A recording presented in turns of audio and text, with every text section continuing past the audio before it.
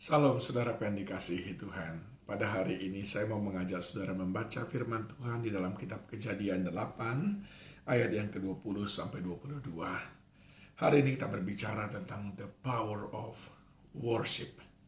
Sesudah Nuh bersama dengan istri dan anak menantunya keluar dari kapal itu, maka Tuhan memerintahkan kepadanya untuk memulai hidup yang baru, kembali hidup di darat. Sesudah sekian lama, Nuh dan keluarga hidup terombang-ambing tanpa kepastian di tengah samudra raya yang dipenuhi oleh air bah. Ayat 20, lalu Nuh mendirikan mezbah bagi Tuhan. Dari segala binatang yang tidak haram dan dari segala burung yang tidak haram diambilnyalah beberapa ekor. Lalu ia mempersembahkan korban bakaran di atas mezbah itu. Ketika Tuhan mencium persembahan yang harum itu, berfirmanlah Tuhan dalam hatinya, aku takkan mengutuk bumi ini lagi karena manusia, sekalipun yang ditimbulkan hatinya adalah jahat dari sejak kecilnya. Dan aku takkan membinasakan lagi segala yang hidup seperti yang telah kulakukan. Selama bumi masih ada, takkan berhenti-henti musim menabur dan menuai, dingin dan panas, kemarau dan hujan, siang dan malam. Sesuatu janji yang luar biasa. Janji Tuhan yang pertama adalah tidak ada lagi air bah. Janji Tuhan yang kedua adalah tidak ada lagi kebinasaan bagi manusia, sebagaimana kebinasaan yang didatangkan oleh air bah. Janji Tuhan yang ketiga adalah tidak akan pernah berhenti musim menabur dan musim menuai. Tiga hal ini tiba-tiba muncul dari mulut Tuhan, terucap dari mulut Tuhan. Padahal baru saja Tuhan menyatakan amarahnya yang luar biasa terhadap kehidupan manusia. Nah, tentu saja kita ingin tahu apa yang meredakan amarah Tuhan ini. Apa yang meredakan kekecewaan Tuhan yang berakibat kepada pembinasaan manusia. Jawabnya sederhana sekali, yaitu sebuah penyembahan yang berkenan di hati Tuhan. Yang kita lihat di sini adalah dikatakan ayat yang ke-20, Nuh mendirikan mezbah bagi Tuhan. Mezbah berbicara tentang tempat korban bakaran, korban persembahan.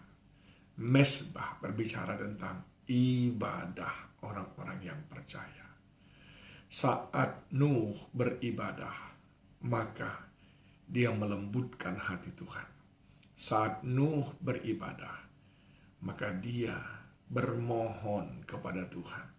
Saat Nuh beribadah, Tuhan menciumnya seperti sesuatu yang harum, dan itu membuat Tuhan berkenan kepadanya. Saudaraku yang dikasihi Tuhan, the power of worship, kuasa daripada sebuah penyembahan, saudara jangan pernah anggap enteng. Kita sudah melihat bagaimana Daud sangat berkenan bagi Tuhan oleh karena penyembahannya yang luar biasa. Kita juga sudah melihat bagaimana Yosua merobohkan tembok Yeriko dengan penyembahan yang luar biasa. Kita juga sudah melihat bagaimana Paulus dan Silas lepas dari penjara dengan penyembahan yang luar biasa. Itu semuanya berbicara tentang the power of worship. Adakah penyembahan di dalam hidup saudara? Adakah hidup saudara penuh dengan mezbah? Adakah saudara membangun mezbah setiap hari bagi Tuhan? Ketika engkau dilihat Tuhan membangun mezbah, tiga hal yang dia kerjakan. Yang pertama adalah tiada lagi kebinasaan, karena penyembahan itu menyukakan hati Tuhan. Yang kedua, tiada lagi air bah yang mengerikan itu, yang menghabiskan semua orang. Dan yang ketiga, asal engkau tabur, engkau akan tuai. Tidak berhenti musim menabur dan musim menuai. Setiap musim dalam kehidupan ini adalah musim menabur dan musim menuai bagimu. Bukan karena situasi ekonomi sedang baik, tapi karena Tuhan suka hidupmu yang menyembah Dia.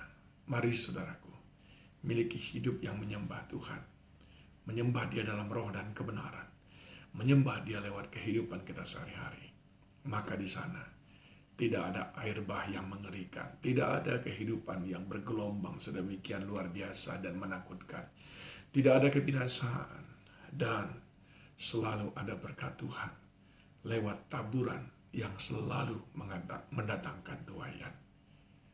Tuhan Yesus kiranya menolong kita untuk hidup sebagai penyembah-penyembah dalam hadirat-Nya. Tuhan memberkati.